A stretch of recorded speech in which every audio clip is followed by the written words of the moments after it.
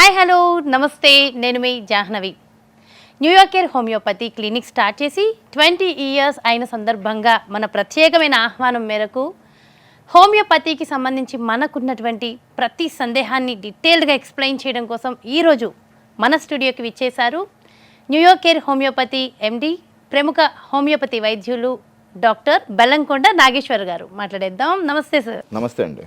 Sir, anyways congratulations and thank you so much మా ఆహ్వానం మేరకు వచ్చినందుకు. Thanks a lot sir. Thanks అండి. ఓకే, అయితే హోమియోకి సంబంధించి అనేక రకాల డౌట్స్ ఉన్నాయి. అయితే ఈ 20 సంవత్సరాల మీ అనుభవాన్ని రంగరించి ఎంతోమందికి మీరు ఎన్నో రకాల డిసీజెస్ క్యూర్ చేసి ఉంటారు.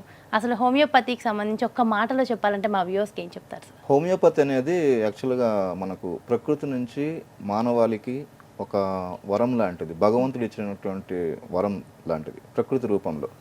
ఎందుకంటే దీంట్లో మనము అన్ని రకాలటువంటి ప్రకృతిలో ఉన్న అన్ని ఎలిమెంట్స్ నుంచి, ఈవెన్ పౌర్ణమి అమావాస్యల నుంచి కూడా మనం తయారు చేస్తున్నాం. మనం అంత పౌర్ణమి అమావాస్య నుంచి కూడా దాన్ని ఎక్స్పోజ్ చేసి దాని నుంచి కూడా లూనారు, సోలార్ అనే మెడిసిన్స్ ఉంటాయి అన్నమాట.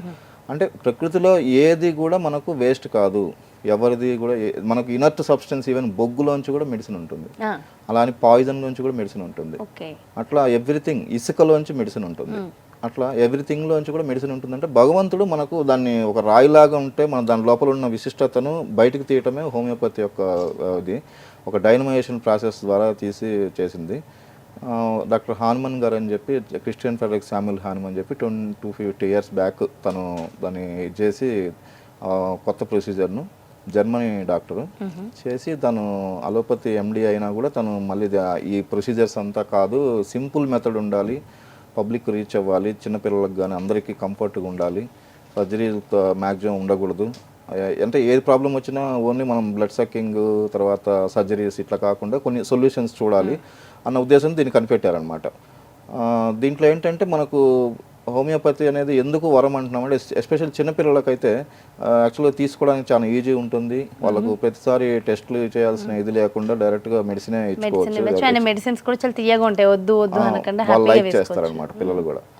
తర్వాత అండి హోమియోపతిలో యాక్చువల్గా కామన్ కోల్డ్ నుంచి HIV, ఎయిడ్స్, క్యాన్సర్ డిసీజ్తో సంబంధం లేకుండా మనం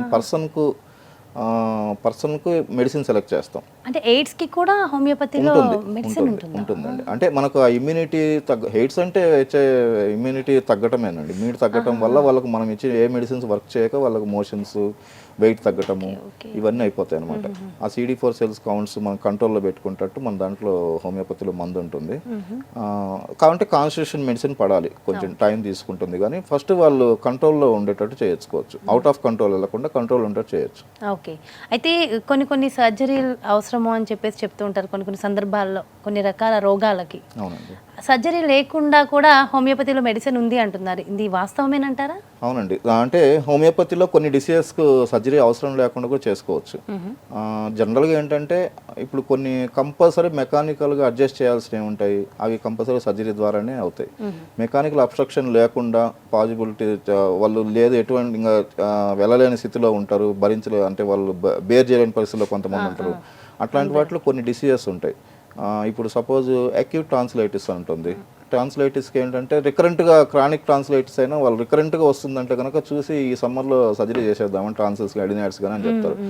అలా కాకుండా హోమియోపతిలో అది ఈవెన్ ఫైనల్ స్టేజ్లో ఉన్నా కూడా ఇంకా లేదు, ప్రమాదము అది తీయకపోతే మనకు ప్రమాదం అనుకున్నప్పుడు మాత్రమే సర్జరీ చేయాలి. అలా కాకుండా పర్లేదు స్టేబుల్గా ఉన్నారు, మనకు ఈవెన్ వాళ్ళు 4th స్టేజ్ చెప్పినా కూడా పర్లేదు, పర్సన్ బాగా స్టేబుల్గా ఉన్నాడు అన్నప్పుడు మనం హోమియో మెడిసిన్స్ 100% వర్క్ చేసే మెడిసిన్స్ డెఫినెట్గా ఉన్నాయండి. మెక్సాల్, ఆర్సెనిక్ ఇలాంటి డ్రగ్స్ ఉంటాయి. ఇంకా MIR, MIF అనే డ్రగ్స్ ఇలా ఉంటాయి.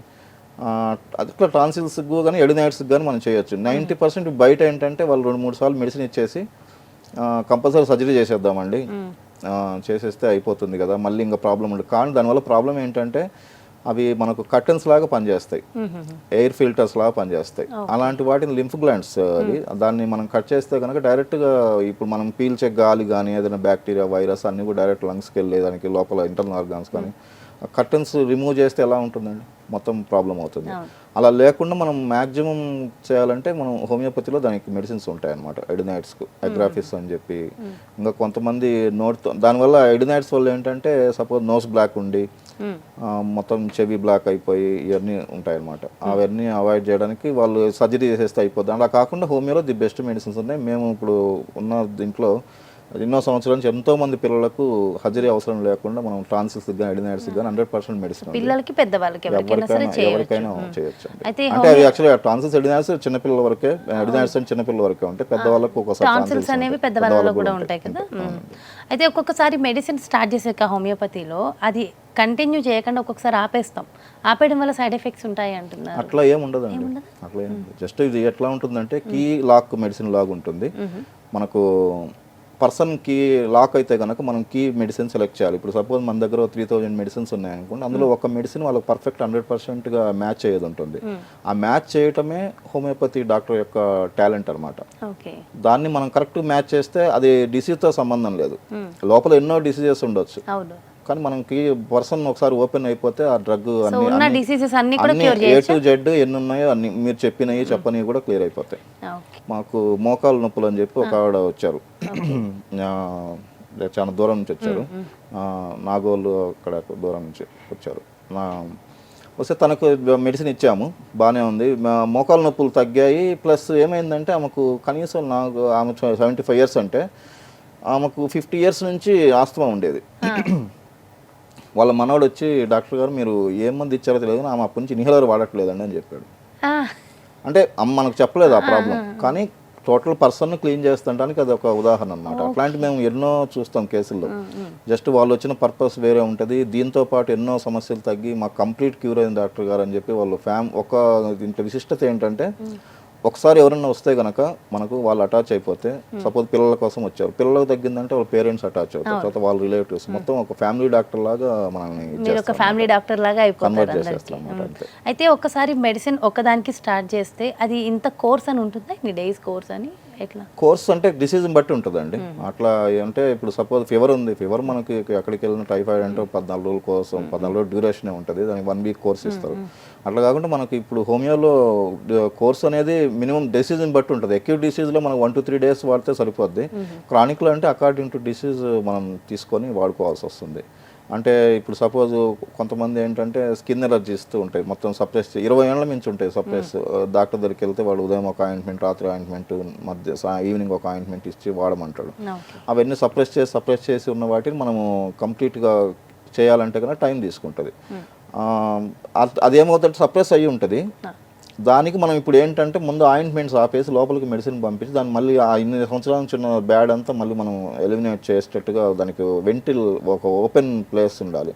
అది క్లియర్ చేస్తే కనుక మనకు అవుతుంది. అలాంటి కేసులో కంపల్సరీ కనీసం 6 months to 1 year పడుతుంది, అంటే అన్ని సంవత్సరాల నుంచి ఆగినది కాబట్టి. లేదు కొంతమంది 3 months పట్టవచ్చు. అటువంటి కేసుల్లో మాత్రమే లాంగ్ టైం పడుతుంది. కానీ అక్యూట్ కేసు అంటే ఇప్పుడు సపోజ్ ఒక చిన్న బేబీ మాకు ఓపీలో ఉన్నప్పుడు వాడు ఎత్తుకుంటే ఊరుకుంటున్నాడు, గట్టిగా గొడవ చేస్తున్నాడు, ఏడ్ చేస్తున్నాడు, చెవి నొప్పి, పేరెంట్స్ ఎత్తుకుంటే కూడా ఊరుకోవట్లేదు. జస్ట్ మేము డిస్టర్బ్ అవుతుందని చెప్పి ఒక మెడిసిన్ వేస్తే, క్యామమిల్లా అని మెడిసిన్ ఉంటుంది, ఆ మెడిసిన్ వేస్తే వాళ్ళు సైలెంట్ అయిపోతాడు, దిగి ఆడుకుంటాడు అదే ఓపీలో. అంటే అంత అక్యూట్ కూడా పనిచేస్తుంది. దానికి డ్యూరేషన్ అక్కర్లా, కోర్స్ అక్కర్లా, ఇమీడియట్గా కీలాక్ సిస్టమ్ లాగా ఉంటుంది. సో సిచ్యువేషన్ బట్టి, అక్కడ ఉన్న డిసీజ్ బట్టి మనకి ఎంత డ్యూరేషన్ కండిషన్ బట్టి మనం చేసుకోవాలి. అంటే అక్యూట్ డిసీజా క్రానిక్ డిసీజా? అక్యూట్ డిసీజ్ అయితే అప్పటికప్పుడు స్టమక్ పెయిన్ కానీ, vomitings, motions, fever, dengue, chikungunya, typhoid, ఇవన్నీ కూడా మనకు అక్యూట్ ఉన్నవన్నీ తొందరగా తగ్గిపోతాయి. దానికి అంత కోర్స్ ఉండదు, మాక్సిమం 1 week 15 days అట్లా ఉంటుంది. క్రానిక్ కేసెస్లో తప్పకుండా ఉంటుందండి. ఇప్పుడు కొంతమందికి ఎసిడిటీ కానీ, gas trouble, psoriasis, dust allergy ఇలాంటివి ఉన్నప్పుడు కొంచెం టైం తీసుకుంటే 3 to 6 months మినిమం పెట్టుకోవాలి. క్రానిక్ మరీ హెవీగా సోరియాసిస్ 20 years నుంచి ఉందండి, మాకు బై బర్త్ ఉంది, ఫ్యామిలీ హిస్టరీ ఉందంటే కనుక వాళ్ళు 1 year కూడా పట్టవచ్చు. కానీ మ్యాక్సిమం మన దగ్గర నియోకేర్ హోమియో స్పెషల్ ఏంటంటే ఎనీ ఎలర్జీ మ్యాక్సిమం 3 to 6 monthsలోనే తగ్గిపోతుంది. ఎందుకంటే మన కేసెస్ అన్నీ కూడా మ్యాక్సిమం ఎలర్జీ బేస్డ్ ఉన్న డ్రగ్స్ మనకు రిపోర్ట్ చేస్తాం అనమాట, రీసెర్చ్ బేస్డ్ ఉంటాయి. ఇన్ని సంవత్సరాలు మనకి ఎక్కువ ఏమేమి కేసులు వచ్చాయంటే ఎక్కువ డస్ట్ ఎలర్జీలు, ఫుడ్ ఎలర్జీలు, ఇట్లా skin allergies, allergic asthma, even కొంతమంది 35-40 years నుంచి ఉన్న వాళ్ళు ఉంటారు. అన్నీ వాడాము సార్ మేము, హోమియో వాడాము, ఈవెన్ చేప మందు కూడా ఇప్పించాము, దానికి కూడా కంట్రోల్ అవ్వలేదు అని మొత్తం బెంగళూరు వెళ్ళాము అని చూసాము. అన్న వాళ్ళకు కూడా మంచిగా పనిచేస్తుంది ఇది ఆస్తమాకు. సో అయితే హోమియోలో అసలు మీరు చెప్తుంటే ఇంకా చాలా సబ్జెక్ట్ ఉంది సార్, మాట్లాడాల్సింది కూడా చాలా ఉందని అర్థమవుతుంది. సో అయితే నెక్స్ట్ ఎపిసోడ్లో ఇంకా డీటెయిల్ ఇన్ఫర్మేషన్ తీసుకుంటాను sir. Thank you so much for your valuable information. Thank you sir. నమస్తే. నమస్తే. సో చూసారు కదండి, మరి ఇది వండర్ఫుల్ ఇన్ఫర్మేషన్ కదా. న్యూయార్క్ హోమియోపతిలో మరి మన డాక్టర్ నాగేశ్వరరావు గారు మనకిచ్చేటటువంటి అంటే కంప్లీట్ మెడిసిన్స్కి సంబంధించి, హోమియో మెడిసిన్స్కి సంబంధించి డీటెయిల్ ఇన్ఫర్మేషన్ విన్నాం కదా. సో మీకు కూడా చాలా సందేహాలు ఉండుండొచ్చు కదా. సో డెఫినెట్గా మీకున్నటువంటి ప్రతి ప్రశ్నని కమెంట్స్ రూపంలో కూడా తెలియచేయండి. సో డెఫినెట్గా వాటన్నిటికీ కూడా సార్ మనందరికీ ఆన్సర్ ఇస్తారు. సో న్యూయార్క్ హోమియోపతి క్లినిక్స్కి సంబంధించి టోటల్గా 5 బ్రాంచెస్ ఉన్నాయి. అంటే ఆంధ్రప్రదేశ్ ఏపీలో కావాలి అంటే మార్కాపూర్ అండ్ విజయవాడలో ఉన్నాయి. అలాగే హైదరాబాద్లో చందానగర్, కుకట్పల్లి, మల్కాజ్గిరి ఈ 3 బ్రాంచెస్లో ఉన్నాయి. మరి డాక్టర్ గారు అపాయింట్మెంట్ కావాలి అంటే మీరు క్రింద డిస్ప్లే అవుతున్నటువంటి నెంబర్స్కి కాల్ చేయండి, అపాయింట్మెంట్ తీసుకోండి. నమస్తే.